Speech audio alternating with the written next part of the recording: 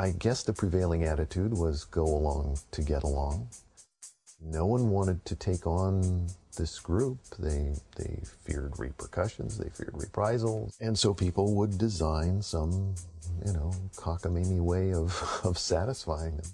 This is a course outline form that every teacher has to develop if one's going to propose a new class. Include a description of how course topics are treated to develop a knowledge and understanding of race, class, and gender issues. That's all classes. That's not sociology. It's not political science. This is physics, mathematics. I had a friend here who was teaching ornamental horticulture, and she had to explain how she was going to develop a knowledge of race, class, and gender issues in her class on succulent gardens. So this to me seemed an affront to any notion of academic freedom. I was cast, of course, as the predictable racist, sexist, homophobic, etc. If you can get students persuaded of a couple of basic ideas about the nature of reality, you can go a long way toward succeeding in a social engineering project in which you're engaged. Welcome to the great marketplace of ideas, the American University. Here, freedom of expression, honest discussion, and academic inquiry reign supreme, and the future leaders of our world meet as equals in a forum of open debate. At least that was the idea.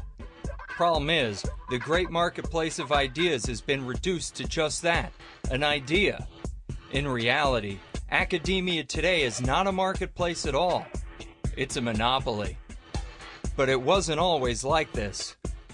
In the late 1960s, students fought successfully for their right to dissent from the dominant thinking of the day. Fueled by anger over Vietnam, protests erupted on campuses nationwide. And even though the protests were sometimes ugly and violent, it was hard to argue with the protesters' desire for free speech on campus. The notion that students and professors should be free to share their ideas without fear of punishment is the very embodiment of what the university should be. This belief led to what was then known as the campus free speech movement. I know all about it because my parents were among those protesters, and growing up, they made sure I had the same freedom of thought that they fought for. But when I got to college, I realized that not everyone who grew up in the 60s still lived by those same ideals today. Somewhere along the way, the campus free speech movement got killed by university regulations. And policies that are supposed to be ensuring tolerance and diversity are instead being used to silence people with alternative views. Race, class, and gender issues are being used as ammunition in an all-out political war. And what's at stake is nothing less than the once great marketplace of ideas, the American University.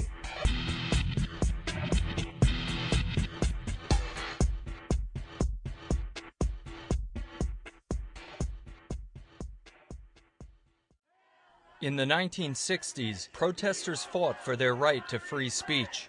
But today, protesters are fighting to shut down other people's speech.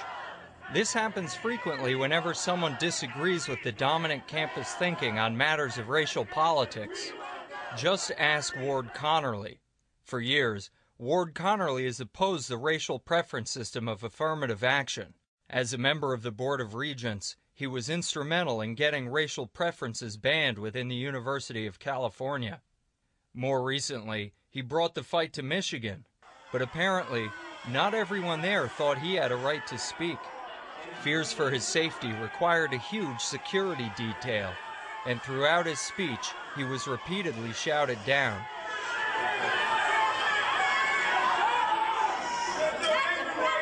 How come you're so two-faced? It troubles me to see a black man stand in front of me and speak out against affirmative action.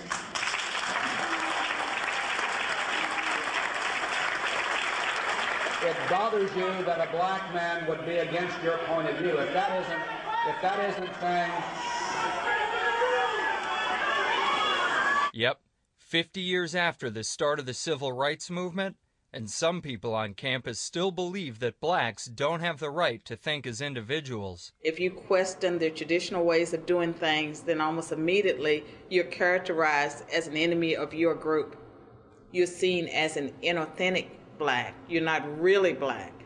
You're an Oreo or Aunt Jane or Uncle Tom. People in academia would expect me to support affirmative action. Back in 1998, when racial preferences were banned at the University of California, and I was at Berkeley, I lost count of how many conversations I had with people where they quite simply assumed that I was against the ban. A lot of white people will say, well, how dare you criticize affirmative action? It was just assumed, especially because I'm black. People would come to my office door shaking their heads about the ban. It would never have occurred to anybody that I might have a different view. I've applied for grants, and I've been told that the reason I didn't get those grants was that I oppose affirmative action. There's a presumption about black students. There's a presumption that black students are homogeneous. A black student who comes into a classroom could be from Harlem, could be from Dominican Republic, could be from Brazil, could be from Africa, or it could be from an affluent elite family or a very poor one. We don't really know. Black people are poor,